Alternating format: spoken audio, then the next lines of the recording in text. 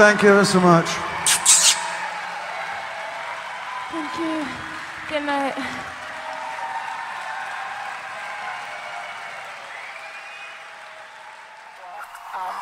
Clouds with rain, and sometimes they would draw maybe lightning and sometimes sun. If it was going to be sunny. I remember feeling a bit depressed after we finished touring, for definite. Yeah. Kind of, yeah, I just felt really lost. And then I went to France for a month and worked with this other band, produced a record with them, and that kind of made me feel really, really anxious about my own record. And then it was really when we got to Benton Harbor, Michigan. Is it Michigan? Because you say Michigan weird. Benton Harbor, Michigan. You know what I mean? It's like, I don't know. That was the starting point, really. You want me then and now you just want me some more. The clock gets locked. Tick, tick, tick, stop, stop. And now it gets on. At the time, it felt like we had half the record and we were going to finish it. And then when we got to Benton Harbor, I kind of realised that we needed to start again. We pretty much wrote everything in a month. We wrote like 16 songs in a month. And we were working from sunrise to sundown, and it was sundown to sunrise.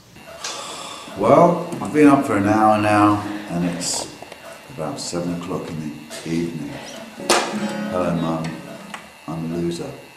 I don't know. And,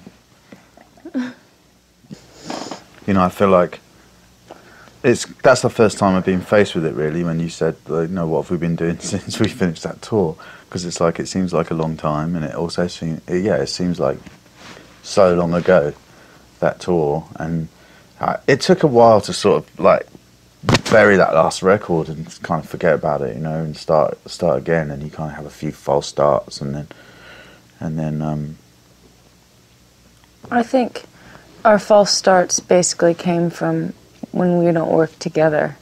You know, we'll both be in our separate houses across the street, working on music and stuff, and then meeting up, and we're both kind of on two different planes with it. But when we got to write together, we could see really quick. And yeah, I think it was fairly recently that we were really on a roll with it, and I felt like completely like I blocked out the rest of the world. And that was when we were in Benton Harbor. it was perfect, because there was no reason in the world to go outside there because there's nothing there, so we just stayed inside, and for a month we didn't really leave. And the only fun thing to do was to play music, so that's all we did. It was good.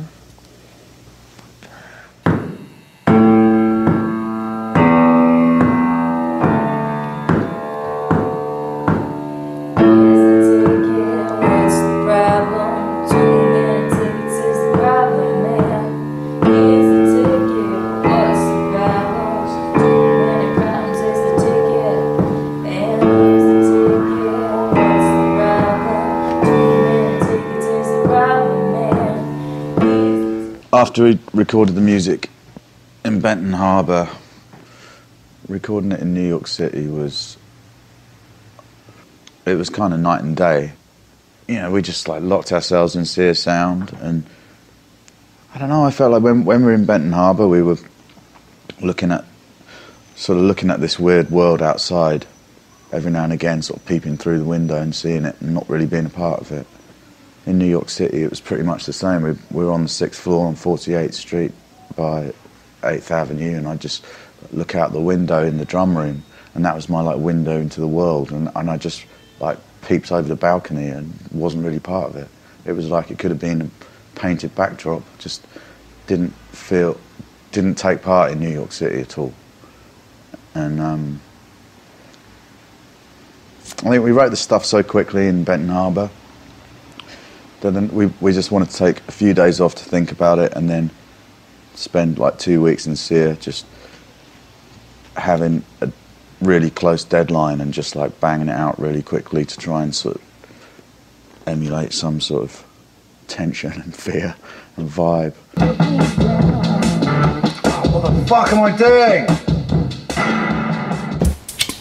I if I remember correctly, once the record was finished, we slept.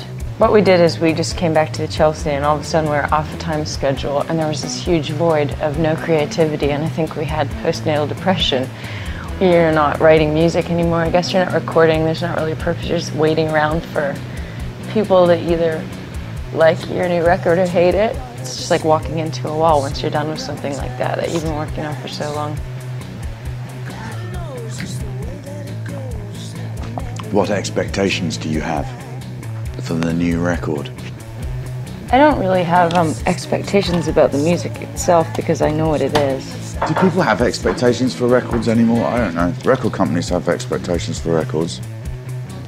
I just expect to tour and have a lot of good fun and have lots of people come to our shows, hopefully. I've still got this kind of naive streak that wants to change the world, but, you know, I don't really know if you can do that. I don't know if bands can do that anymore. Record companies probably can. You know, you can change a few people's lives. Change the way they think about things, maybe. But my sort of naive side would like that to happen. We're definitely ready to try new things and kind of like brave some things we wouldn't have wanted to deal with last time. I think it's going to be a busy year, and I just hope that we get to do